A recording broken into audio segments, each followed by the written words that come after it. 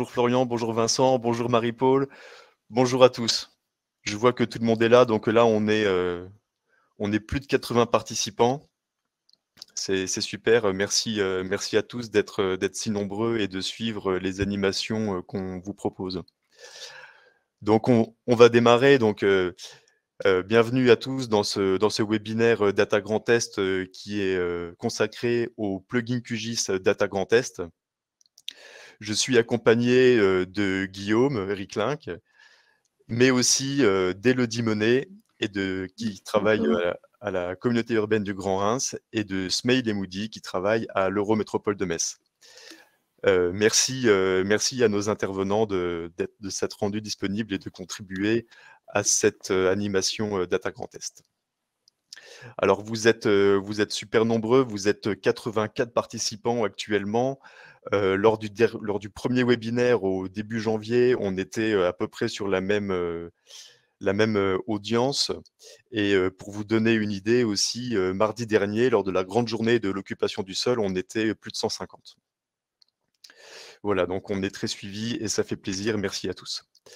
Alors, donc on est sur un nouveau format d'animation de Data Grand Est. Donc depuis que Data Grand Est existe le 16 novembre 2021, en fait, voilà, on va développer une stratégie assez ambitieuse d'animation. Et dans cette stratégie-là, il y a un nouveau format de rendez-vous qui sont les webinaires, tous les premiers jeudis de chaque mois, de 11 h à midi. Voilà, dans ces webinaires, on traite d'un sujet, d'un outil, d'une donnée, que ça soit de la donnée géographique ou non. Et on fait appel à vos participations, à vos contributions, voilà, pour enrichir les interventions qu'on vous propose.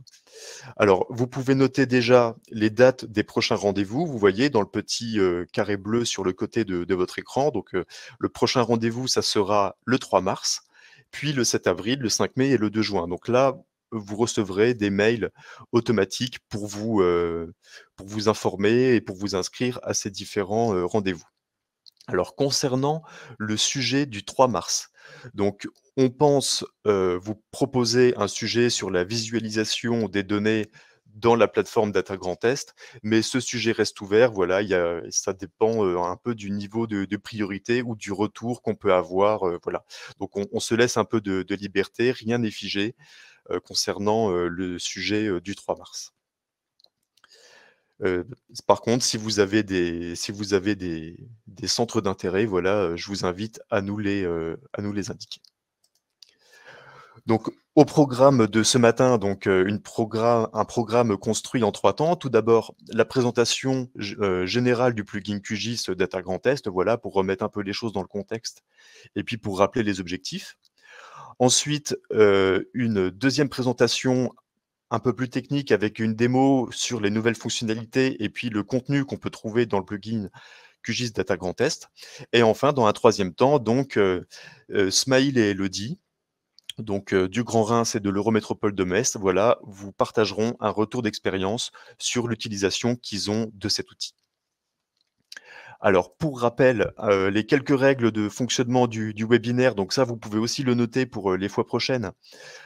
C'est attendez, hop, voilà. C'est de privilégier le navigateur Chrome aux autres navigateurs. Voilà, on pense que celui-là est un peu plus stable.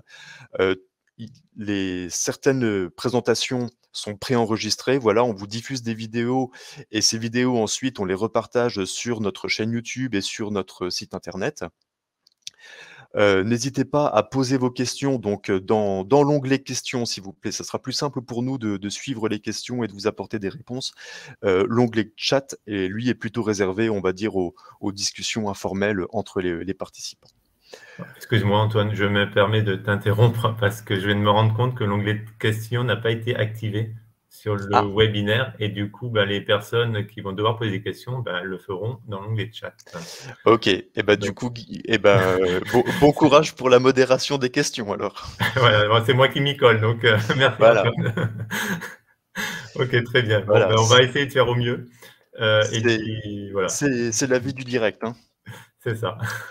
Ok, donc Eh ben, on va se lancer. C'est parti pour la première présentation, donc présentation générale du plugin QGIS. Le son est pas très fort dans cette vidéo-là, donc n'hésitez pas à faire des réglages quand la vidéo sera diffusée. C'est parti.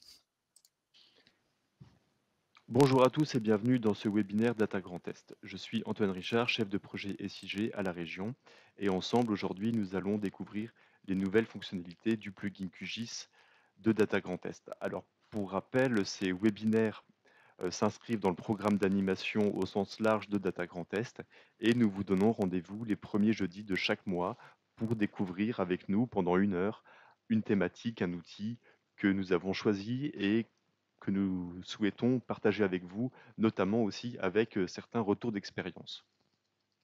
Alors, aujourd'hui, donc, nous allons nous intéresser au plugin QGIS de Data Grand Est. Alors, pour remettre les choses un petit peu dans leur contexte, lors d'un comité technique en 2020, les adhérents ont fait l'expression d'un besoin qui est de faciliter l'accès aux données environnementales. Donc, suite à ça, l'équipe s'est mise en recherche d'un outil qui existerait pour répondre à ce besoin-là. Et donc, nous sommes tombés sur l'existence de ce plugin QGIS réalisé par la société Néogéotechnologie pour la région Hauts-de-France et notamment avec l'appui de Benjamin Chartier. Donc, cet outil est open source qui nous a permis de récupérer le code et de l'adapter au contexte de Data Grand Est. Aujourd'hui, il y a plusieurs régions qui collaborent autour de cet outil-là, notamment donc les Hauts-de-France, le Grand Est, la Bretagne, mais aussi dernièrement un laboratoire, un DIGEO, qui travaille sur les données maritimes. Le fait que ça soit un outil en open source, ça nous permet de partager le code, de mutualiser les correctifs et les améliorations pour que ça bénéficie à tous nos utilisateurs. Alors cet outil, il existe aussi depuis 2020 dans la version Géo Grand Est et donc il devient maintenant le plugin Data Data Grand Est. Alors cet outil a déjà rencontré un certain succès puisqu'il y a eu plus de 3500 téléchargements du plugin Géo Grand Est. On vous remercie pour l'intérêt que vous portez à cet outil-là. Et puis, au travers des diverses réunions ou des diverses discussions qu'on peut avoir avec vous, vous nous faites remonter que cet outil vous facilite votre quotidien dans votre travail sur QGIS. Et donc, pour nous, c'est source de satisfaction. Donc, merci à tous.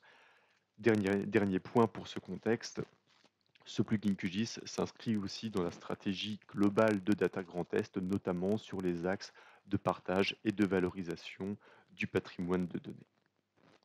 Au niveau des objectifs, donc, ce plugin répond à plusieurs points. Tout d'abord, centraliser et organiser clairement les données de la plateforme Data Grand Est, faciliter l'accès et la réutilisation des informations dans l'outil open source QGIS, valoriser le patrimoine data de notre région et aussi c'est un outil commun entre la région et l'État, notamment l'Adréal Grand Est, qui a publié plus d'une trentaine de couches dans le plugin QGIS. Voilà ce qui permet aussi de vous donner l'accès à des informations publiées par l'Adréal et la région toujours à jour puisque c'est nous qui les gérons directement. Au niveau de la présentation, donc certains d'entre vous connaissent déjà cet outil. Voilà, c'est une arborescence donc, qui est organisée autour de répertoires et de sous-répertoires que nous avons classés en thématiques, ce qui permet vraiment de faciliter, d'organiser clairement les données. Toutes les couches que vous voyez sous cette capture d'écran en fait, sont prêtes à l'emploi, c'est-à-dire qu'elles sont déjà publiées sur des infrastructures de données géographiques. Et donc, vous pouvez les réutiliser directement sans vous soucier des noms de serveurs, de paramétrage, de systèmes de projection et tout ça. Vous pouvez les utiliser, pour les utiliser, vous prenez une couche dans l'arborescence et vous la glissez directement dans QGIS et c'est parti, vous avez les données directement utilisables. Au niveau du contenu, donc aujourd'hui dans le plugin QGIS, nous avons plus de 160 couches de données disponibles, c'est une vraie richesse. Alors vous voyez certaines petites captures d'écran, donc nous pouvons avoir accès à des données de référence, des fonds de plan, des données métiers, notamment par exemple plusieurs fonds OpenStreetMap, toutes les données de l'occupation du sol et les données dérivées comme la base de données des emprises d'activité, les orthophotos de l'IGN sur plusieurs millésimes, des fonds de plan IGN, des données thématiques comme celles d'Odona, comme celles de l'ONF, comme celles de la DRAF avec le registre parcellaire graphique. Alors, dans ce plugin QGIS, il y a plusieurs types de flux. Donc, vous voyez des flux WMS, WFS et WMTS, ce qui nous permet vraiment d'adapter la diffusion des données dans le bon format pour que ça soit plus facilement réutilisable pour vous dans l'outil QGIS. Le contenu est bien sûr évolutif, puisque voilà, nous pouvons le faire évoluer sur demande dès qu'on a des nouvelles données publiées par Data Grand Est, ou alors si vous souhaitez que certaines de vos données soient intégrées dans ce plugin-là, voilà, c'est très simple, vous nous faites un mail et on prend rendez-vous et puis on essaye de publier tout ça de façon conjointe. Les nouvelles fonctionnalités du plugin QGIS Data Grand Est, donc il y en a 3 principales. Je m'appuie sur une autre vidéo, la suivante, pour faire une petite démo. Mais déjà, je peux lister donc la mise à jour automatique du contenu. Donc vous n'aurez pas besoin de recliquer à chaque fois sur mettre à jour, mettre à jour.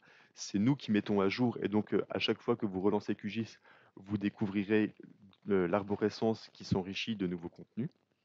Il y a aussi la recherche de couches par mots-clés avec une petite barre de texte de recherche. Par exemple, vous tapez ortho et vous verrez que la liste se rafraîchit selon votre mot-clé.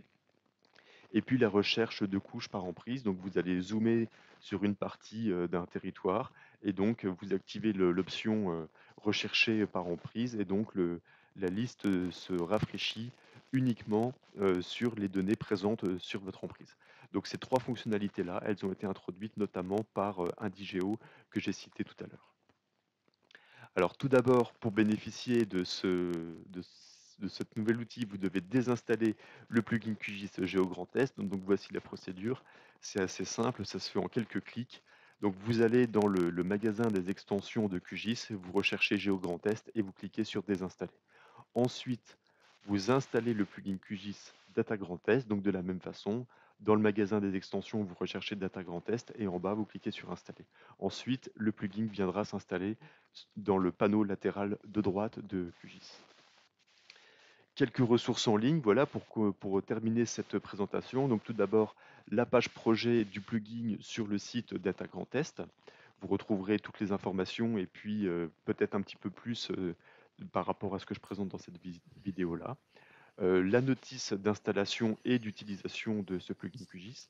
La liste complète des couches, donc les 160 couches que j'ai parlé tout à l'heure, que j'ai référencé dans un tableau Excel que j'ai mis en ligne. Vous pouvez consulter et aller voir concrètement tout ce qu'il y a là-dedans. Et puis le dépôt GitHub, voilà, qui permet, si vous voulez accéder au code source, de le retrouver. Voilà, merci pour votre attention. Nous allons passer à une phase de questions-réponses et suite à ça, donc une phase de démonstration directement sur QGIS. Merci à tous, bonne journée.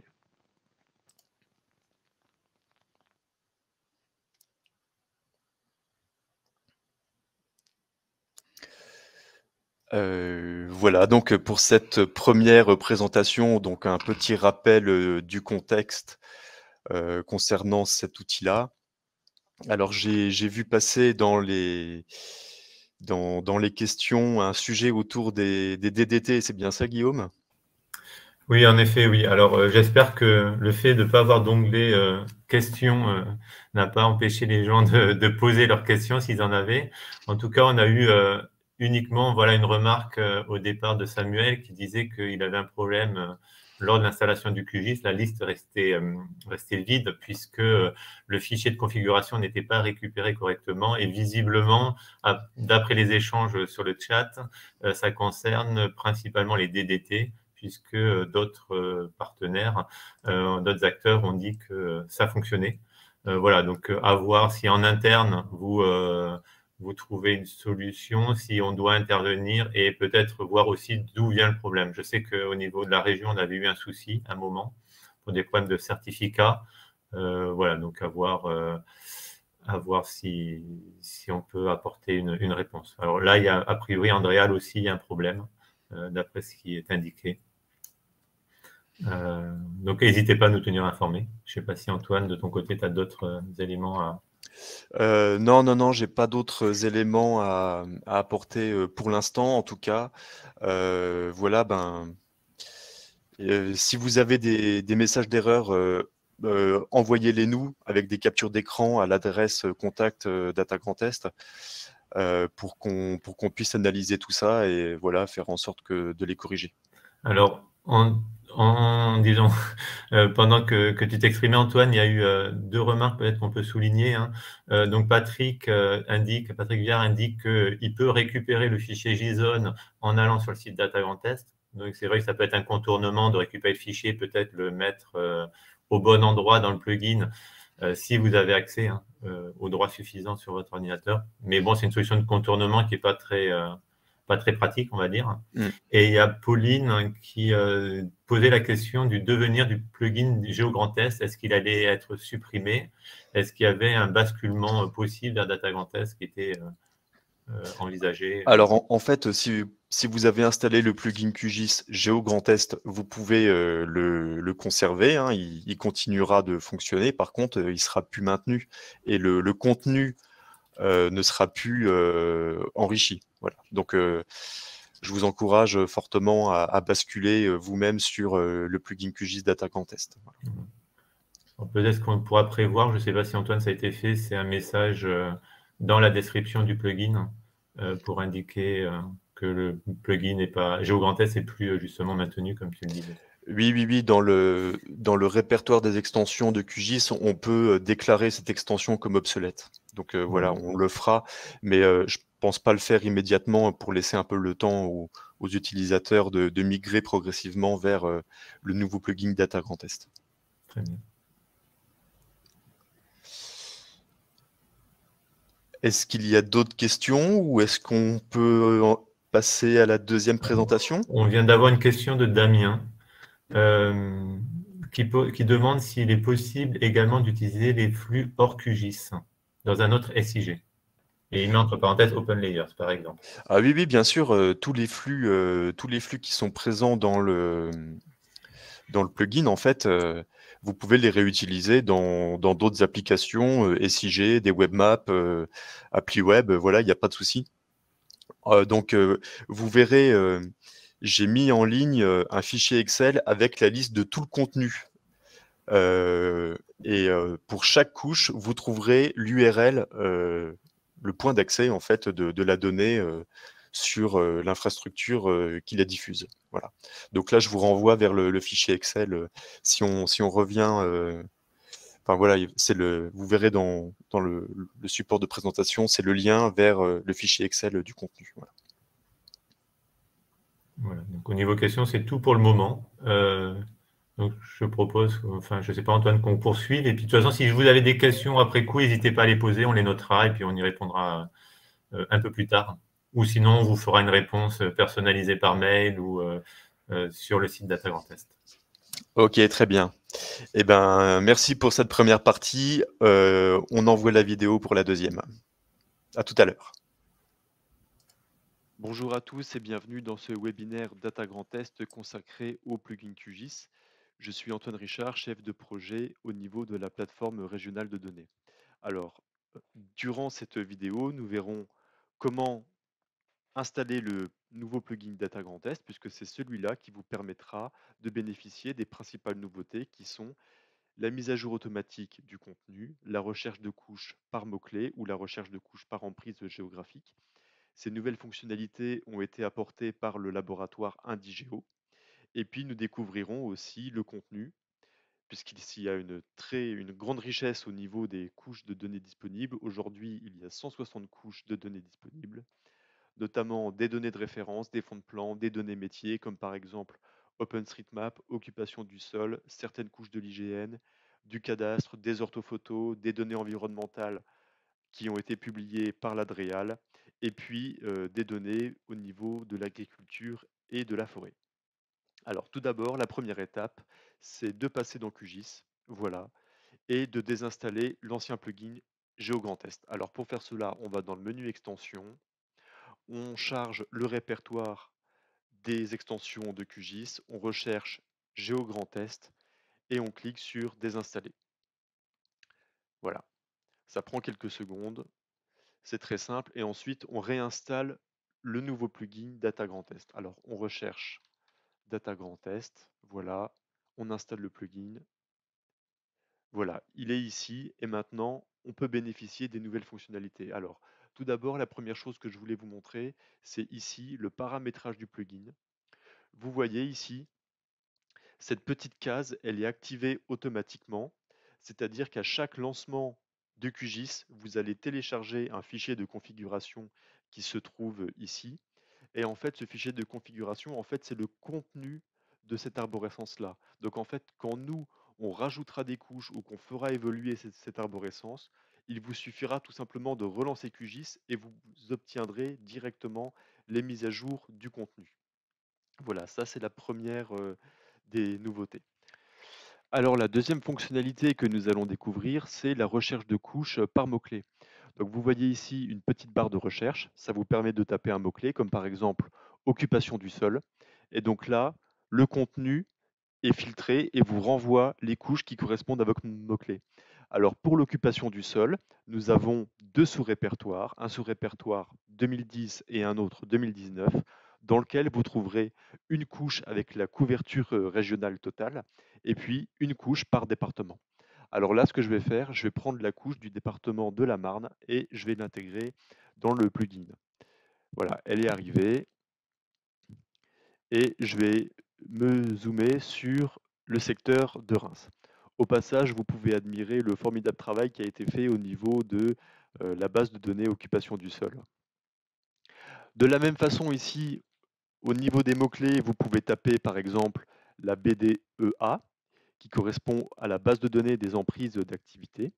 Vous trouverez aussi certains fonds de plan OpenStreetMap, donc OSM pour le mot-clé. Ça vous renvoie plusieurs fonds de plan que vous pouvez retrouver aussi sur la page du site Data Grand Est. Alors je vais prendre un fond de plan et je vais l'intégrer dans QGIS. Voilà, on voit ce nouveau fond de plan. On peut aussi trouver des données sur le cadastre. Nous avons aussi des vues aériennes. Alors vous tapez vue comme mot-clé et vous avez ici toute la liste des vues aériennes qui sont disponibles. Donc ça correspond à la BD Ortho de l'IGN sur plusieurs millésimes, 2018, 2014, 2007. Voilà, ça dépend des départements au niveau des prises de vue, mais en tout cas, vous avez toutes ces couches-là qui sont disponibles et directement accessibles dans le plugin QGIS. Nous avons aussi des données publiées par l'Adréal, comme par exemple les SNIEF, ou encore les PNR, ou encore certains projets éoliens. Voilà. Donc en fait, cette petite barre de recherche est vraiment super pratique parce que juste en quelques lettres, vous allez trouver les couches qui sont publiées dans ce plugin et ça vous évite de déplier tous les répertoires pour accéder aux couches qui sont publiées. Alors, dans ce plugin QGIS, nous avons aussi publié des couches sur la thématique forêt et agriculture. Donc, vous voyez ici, c'est le dernier répertoire. Vous pouvez le déplier et vous pouvez consulter ici les couches qui ont été mises en open data par l'ONF, par exemple les forêts publiques, les parcelles publiques, mais aussi certains périmètres au niveau des directions et des agences territoriales. Pour la plupart des couches, dans ce plugin, nous avons un périmètre régional. Mais pour certaines couches, nous avons un périmètre départemental ou un périmètre peut-être encore un petit peu plus fin. Et donc là, je vais vous présenter la troisième fonctionnalité qui est la recherche par étendue. Donc ici, dans la liste déroulante, vous pouvez cocher l'option n'afficher que les couches visibles sur la carte. Et donc là, sur cet espace-là, je me situe à Reims, donc en fait, je suis pas loin du département des Ardennes. Probablement que ma carte intersecte la bounding box du département des Ardennes et donc ici, le plugin me propose que les couches du département de la Marne et des Ardennes. Je peux aussi compléter par un mot-clé éventuellement. Par exemple, je vais reprendre les vues aériennes, voilà, et donc ici, on me propose que les vues aériennes du département des Ardennes et de la Marne. ou même chose pour la couche de l'occupation du sol. Voilà. Alors le dernier point de cette présentation concerne le contenu. Et donc là, je vais vous présenter les données qui ont été publiées par un des partenaires de Data Grand Est, qui est la DRAF Grand Est. Donc nous avons sur la plateforme des données qui concernent le registre parcellaire graphique. Et donc là, en fait, les données qui ont été publiées sur le registre parcellaire graphique, voilà, vous voyez les couches qui s'affichent sur ma carte et qui viennent se superposer au fond de plan OpenStreetMap. Voilà, donc là, je tiens à remercier les personnes de la DRAF qui ont contribué à ce travail de publication des données du registre parcellaire graphique. Et dans le plugin QGIS Data Grand Est, vous trouverez le RPG de plusieurs années différentes. Voilà, merci à tous. Nous allons arrêter cette vidéo et nous allons répondre à quelques questions. Je vous souhaite une bonne journée et à bientôt sur Data Grand Est.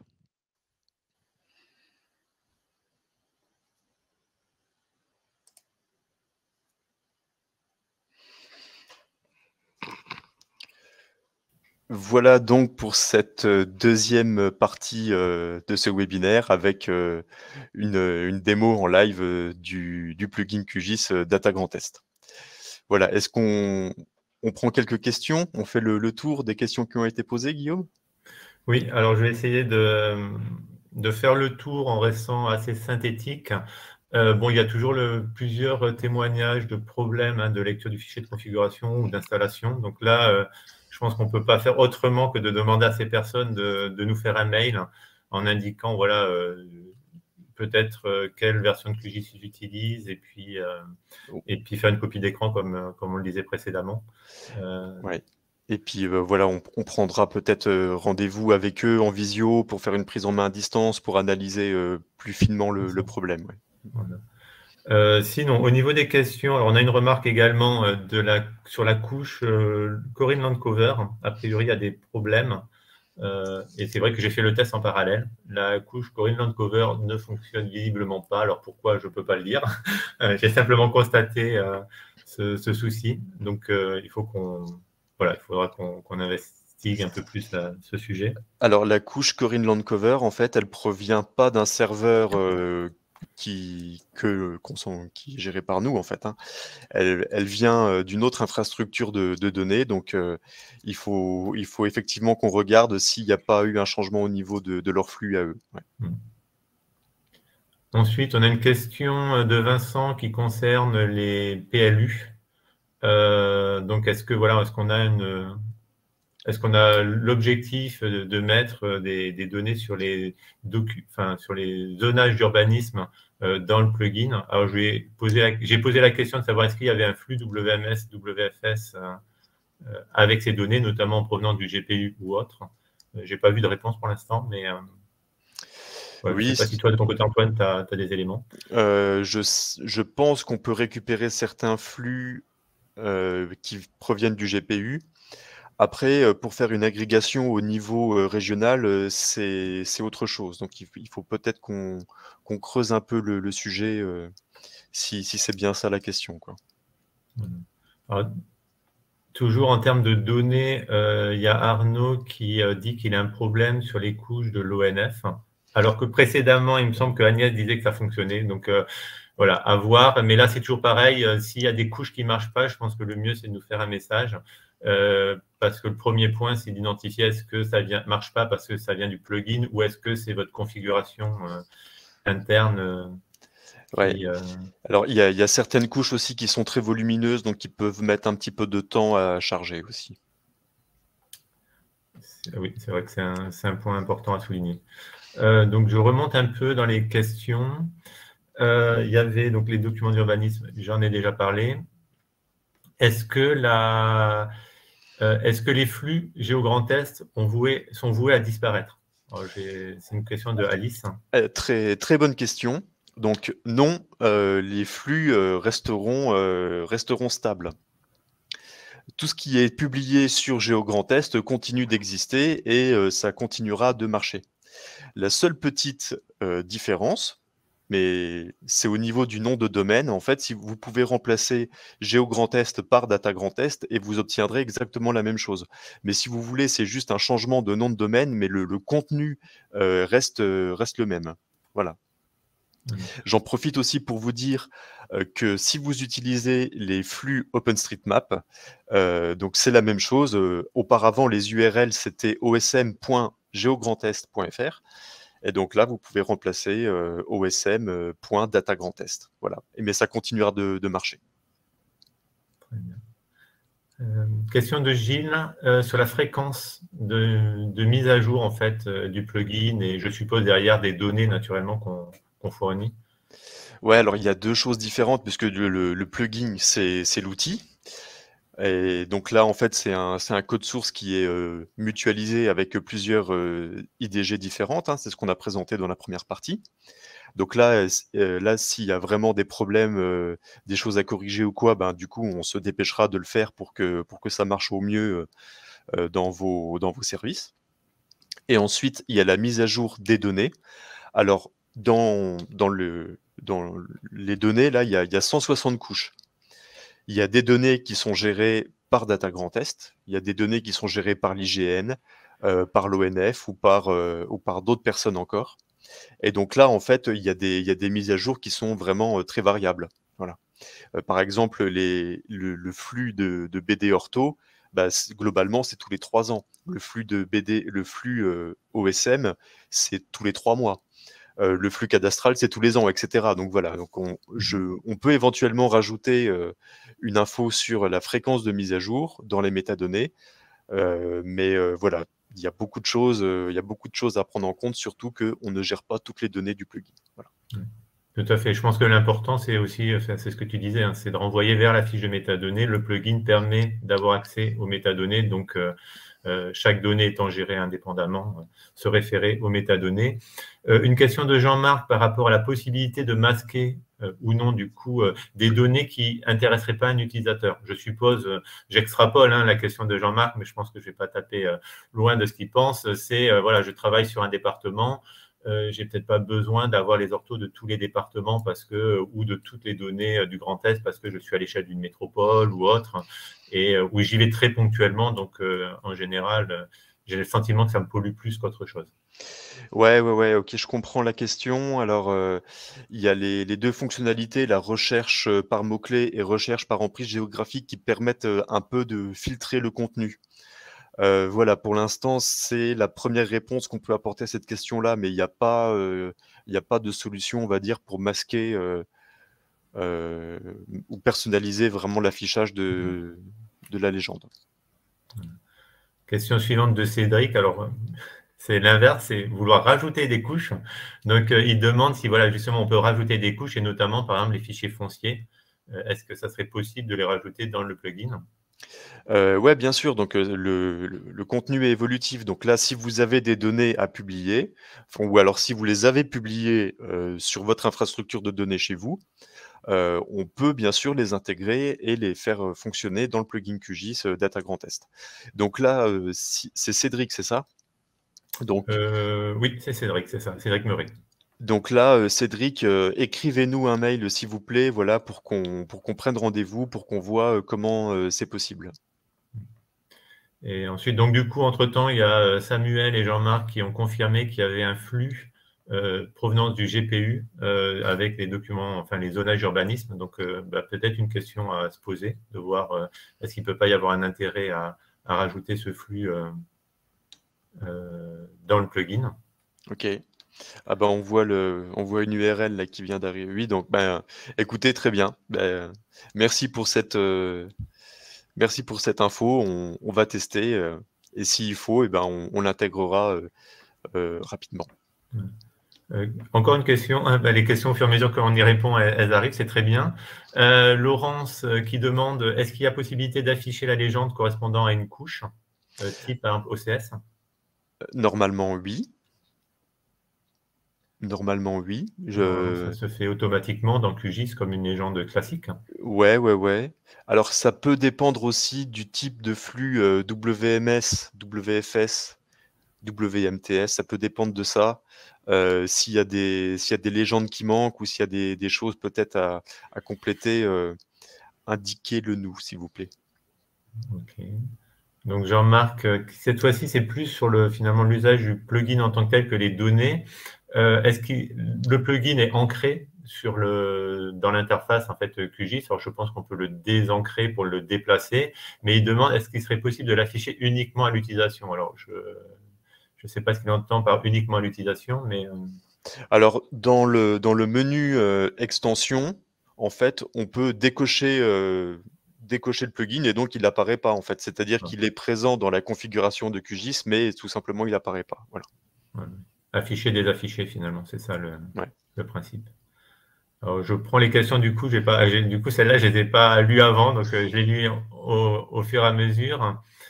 Marie qui demande, y a-t-il possibilité de positionner l'onglet du plugin Data Grand Test qui s'ouvre toujours sur la droite de QGIS dans une autre partie Non, et que ce positionnement reste… bah, c'est un peu, ça rejoint un peu la question précédente, en fait, hein. C'est-à-dire que par défaut, le plugin va se mettre sur le côté droit, mais après, je pense que vous pouvez le bouger un peu où vous voulez, quoi. Ok. Nicolas qui indique, alors là, on revient sur des petits soucis hein, sur les couches, donc il faudra voir les améliorations à faire, mais je ne vois pas la légende de la couche occupation du sol 2019 sur la Moselle. D'accord, alors Donc voilà, c'est étudier. peut-être les flux WMS qui ne proposent pas pardon, WMTS qui proposent pas de légende. Si c'est ça, on peut le vérifier et on a la main dessus. Voilà. Stéphanie, pardon, qui demande dans quel répertoire QGIS doit-on installer le fichier JSON? Alors là, je peux pas vous répondre de tête comme ça. J'ai une idée. C'est dans un répertoire qui s'appelle Python Extension, je crois. En tout cas, c'est lié normalement, c'est dans le répertoire de l'utilisateur dans QGIS, là où sont les plugins, il me semble. C'est ça, voilà. Alors il y a Philippe qui donne un chemin. Ça ressemble à ça, ouais. Ouais. Très bien. Donc Tom confirme qu'il n'y a pas de légende sur l'Oxol, mais que bon, quand on clique sur un élément de la carte, on a bien les éléments. Donc Philippe qui a donné l'URL. Et voilà, et Gilles Perron qui confirme que les flux WMTS ne permettent pas l'affichage de la légende. Donc là, il faudra qu'on voit comment améliorer ce point ultérieurement, je pense. Ok, très bien. Voilà, bon, ça fait beaucoup de questions, c'est très bien, ça montre qu'il y a un intérêt et ça montre que voilà, qu'il y a des petites choses encore à améliorer. Et je pense qu'on va s'y atteler. Voilà. On fera en sorte de résoudre ces petits problèmes techniques au fur et à mesure progressivement pour stabiliser l'outil au maximum. Ok, bah écoutez, je vous propose de passer donc à la troisième partie de ce webinaire avec le retour d'expérience donc de l'Eurométropole de Metz avec Smail et Moody et ensuite retour d'expérience du Grand Reims avec Élodie Monet. Donc on commence tout de suite en vidéo avec l'Eurométropole de Metz. Bonjour à tous. Donc, je vais vous présenter aujourd'hui l'utilisation que je fais du plugin Data Grand Test. Donc, je me présente, je suis Smiley Moody, pour ceux qui ne me connaissent pas. Je suis cartographe, infographiste auprès du pôle planification de l'Eurométropole de Metz. Donc, au quotidien, je travaille sur les modifications des plans locaux d'urbanisme communaux. Je travaille actuellement sur le plan local d'urbanisme intercommunal, sur le règlement local de publicité intercommunale et globalement sur la communication aussi autour des activités du pôle planification. Voilà. Au sein de mon travail, j'utilise assez peu le plugin parce que j'ai accès à la base de données de l'Eurométropole de Metz, donc j'ai pas vraiment d'utilité à utiliser le plugin. À part quand, je n'ai pas accès à la base de données ou j'ai des soucis de connexion. Effectivement, là, en complément, je vais utiliser, le plugin. J'utilise surtout le plugin pour mes cours parce que donc à côté de mon travail de cartographe infographiste, je donne des cours d'initiation au SIG à l'IUT Nancy-Brabois auprès des licences pro animation de territoire et agricole. Et donc voilà, je vais surtout utiliser le plugin dans ce contexte-là parce que j'ai pas le droit tout simplement de donner accès à la base de données pour des cours. Et donc je peux pas, donc je vais me reposer sur le plugin pour ça. Hop. Alors, moi, j'utilise beaucoup le plugin parce que il y a une grande variété de thématiques qui sont abordées. Déjà, les vues aériennes sont de bonne facture, on a une assez bonne résolution et en plus, on couvre tout le Grand Est. Donc forcément, c'est assez intéressant quand je donne des cours. En plus de ça, pour initier un peu mes étudiants, ben, je monte en termes de difficulté au fur et à mesure des cours. Donc, au début, je vais les faire travailler sur, par exemple, les limites administratives. Donc, je vais leur demander de me mettre les communes sur un secteur et après de me rajouter une étiquette, le nom, donc l'étiquette et puis les limites d'une certaine couleur, etc. Et après, pour utiliser des couches qui sont plus en adéquation avec ce qu'ils font, je vais utiliser les couches sur tout ce qui est les sites inscrits et classés. Et puis pourquoi pas aussi ce que j'avais fait une fois sur les SCOT, vu que c'est des périmètres qui sont assez intéressants en termes d'aménagement du territoire et qui a une incidence sur la politique agricole. Donc voilà, j'utilise le plugin comme ça dans mes cours et c'est assez intéressant en tout cas pour mon utilisation dans ce contexte-là. Voilà, je vous remercie de m'avoir écouté.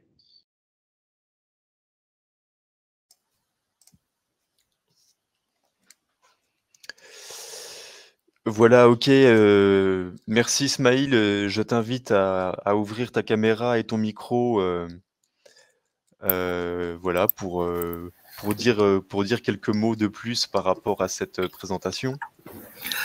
Oui, bah, effectivement, donc c'est au niveau de mon utilisation, forcément, bah voilà, là par exemple, là, je suis au bureau, j'ai pas trop d'utilité à utiliser le plugin, mais ce qui est marrant, c'est que par exemple, ce matin, là, je devais faire de la carto sur des communes en dehors de l'Eurométropole, et vu que la base de données ne contient pas notre base de données ne contient pas de données sur des communes hors dehors de l'Eurométropole, j'ai pu compléter en plus avec le plugin. Donc effectivement, comme dit dans la vidéo, c'est pas dans mon cas d'utilisation, mais dès que j'ai des utilisations sur des communes qui sont hors de l'Eurométropole ou sur des utilisations voilà, en dehors de mon travail, effectivement, ça c'est intéressant d'utiliser le plugin, ça c'est sûr. Et d'ailleurs, je suis vraiment content d'ailleurs que maintenant l'occupation du sol qui soit arrivée, comme parce que c'est effectivement on avait pas mal de données qui ont été créées par Data Grand Est, et c'est cool qu'elles puissent être mises en valeur effectivement par le plugin. Très bien. Eh ben, merci beaucoup Smaïl. Et en plus, le plugin QGIS a des vertus pédagogiques. Donc voilà, on est vraiment content qu'il puisse être largement utilisé et qu'il puisse servir aux personnes qui découvrent le SIG. Ouais, je vais maintenant inviter Elodie. Oui. Bonjour Elodie.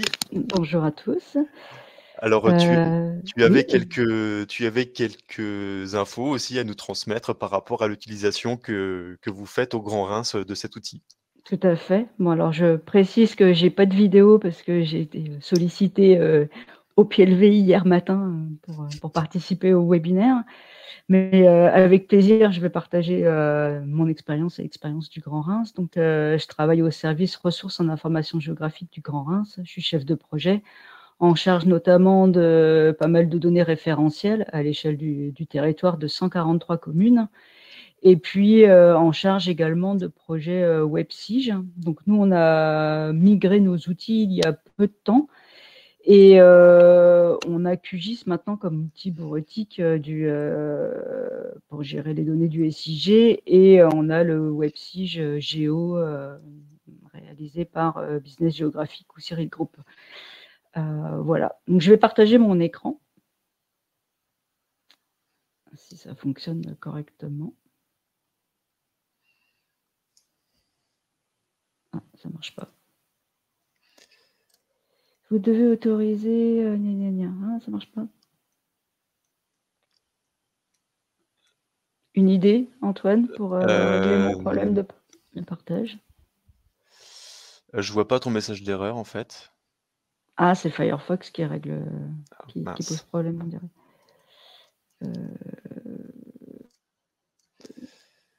Bon, ben, Bon, désolé. Je pensais que ça allait fonctionner, mais bon. c'est les aléas du direct. Peut-être que fais une capture d'écran et puis on communiquera ça aussi dans les supports qu'on mettra en ligne. Ouais, si tu veux, quoi. Alors, je voulais juste simplement, en fait, vous montrer. Bon, je te la ferai après, hein, la capture d'écran. Enfin, vous expliquer que nous, le plugin, en fait, on l'utilise tout le temps. C'est-à-dire qu'il est en permanence dans QGIS. Et quand on paramètre des profils d'utilisateurs pour QGIS, on le met dans ce profil, puisque voilà, on peut créer des profils qui vont à la fois avoir les connexions vers nos bases de données, mais également vers certains plugins utilisés. Alors, on va y mettre le cadastre, par exemple, le plugin cadastre pour certains utilisateurs et le plugin GeoGrandTest pour le cas. Et pour moi, un des grands intérêts de ce plugin, c'est que je n'ai plus à m'embêter à gérer de la donnée type orthophoto. Malheureusement, hein, je sais que j'ai vu qu'il y avait Monsieur Schitz de l'Europe vue du ciel dans les participants, et j'adorais faire des marchés orthophoto et puis pouvoir les mettre à jour et les créer, enfin voilà, les marchés. Donc ça nous permet d'avoir quelque chose qui va être stable, puisque j'ai rarement des plantages et les données sont quasiment tout le temps disponibles. Donc ça, c'est un gros avantage. Le fait de pouvoir y mettre que le département de la Marne est également avantageux. Donc voilà principalement ce pourquoi on utilise ce plugin.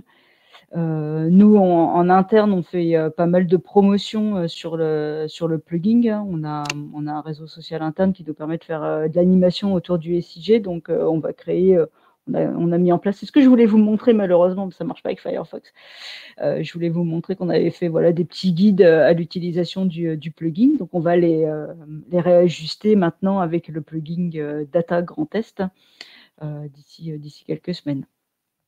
Bon, voilà mon témoignage. N'hésitez pas si vous avez des questions ou des remarques, mais désolé de ne pas avoir pu partager avec vous quelques imprimes écrans. Je les mettrai effectivement dans le retour. Mais bon, après, c'est quelque chose de classique. Hein, voilà, on va utiliser l'OSM, les fonds de plan type ortho. Et j'attends avec impatience l'occupation du sol sur tous les départements. Ok, bah du coup, tu pourras consulter l'OCS dans la nouvelle version du plugin Data Grand Test. Voilà.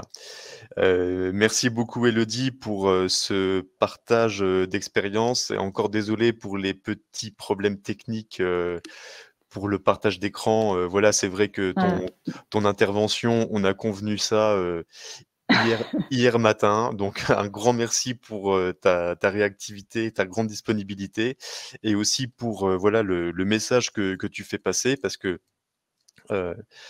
du coup, quand vous installez QGIS au Grand Reims pour un agent qui fait de la carto, Oui.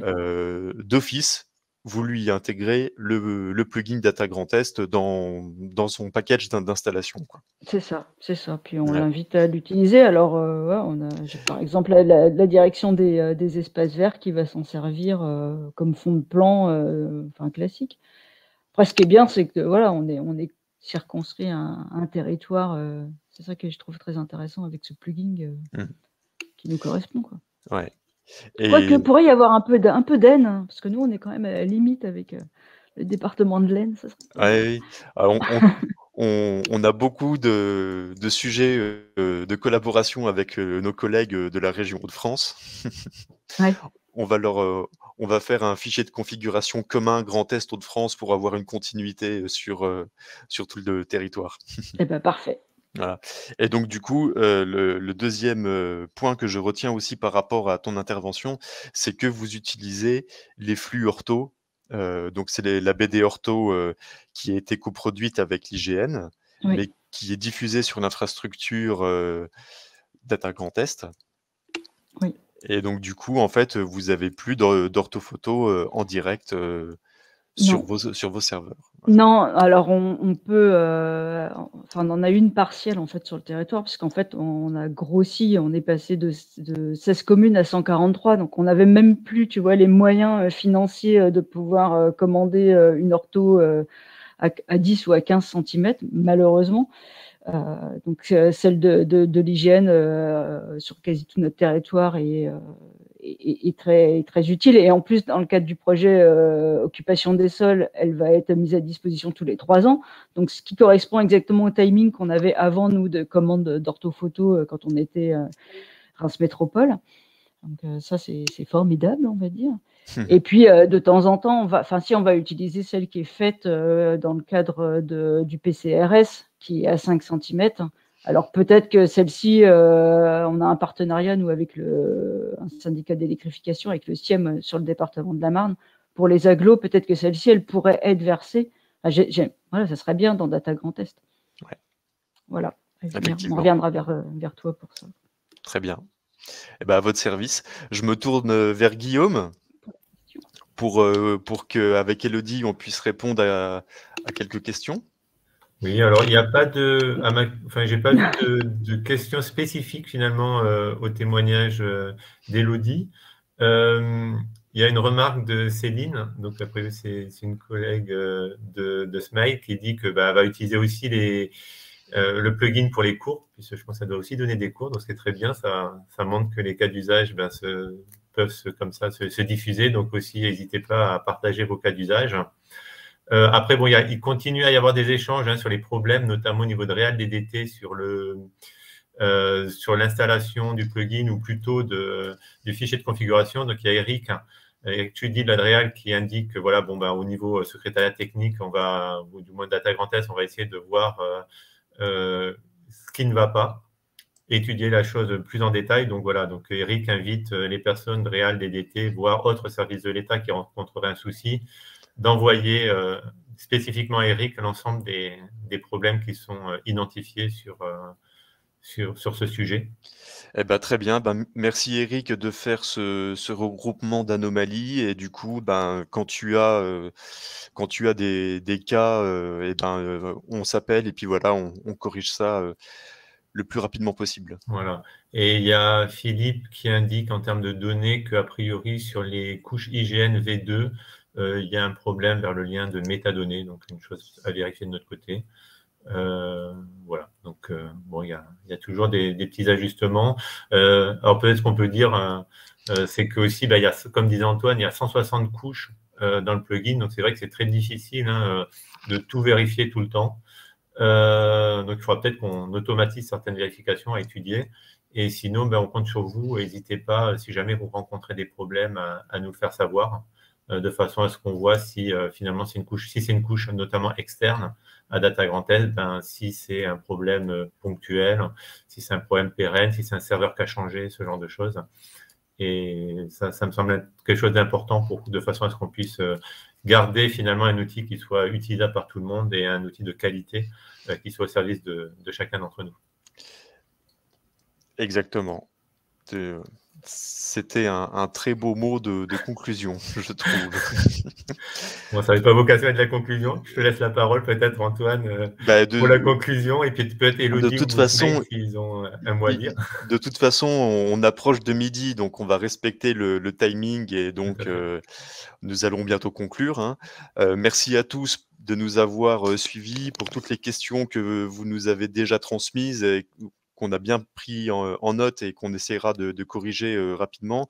Je pense que d'ici les prochaines semaines, va y avoir un pic d'utilisation du plugin QGIS, ce qui va nous permettre de corriger beaucoup de choses et de l'améliorer. N'hésitez pas à nous transmettre tout ça donc pour les services de l'État à Eric Tudy ou sinon à notre adresse contact@datagrandest.fr. Dans les minutes qui viennent, vous allez recevoir un mail pour le questionnaire de satisfaction. Voilà, merci d'y répondre et puis de nous apporter vos remarques pour qu'on continue à s'améliorer en vue des prochains webinaires.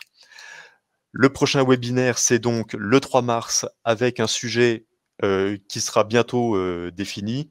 Vous recevrez la semaine prochaine un mail d'invitation pour vous inscrire avec le contenu de ce prochain webinaire. Voilà, je remercie vraiment très chaleureusement Élodie, Esmaïl et Guillaume qui ont été à mes côtés et puis à la manœuvre durant cette matinée. Merci beaucoup pour vos témoignages, pour votre disponibilité et puis pour la qualité de ce que vous avez présenté. Voilà, merci à tous.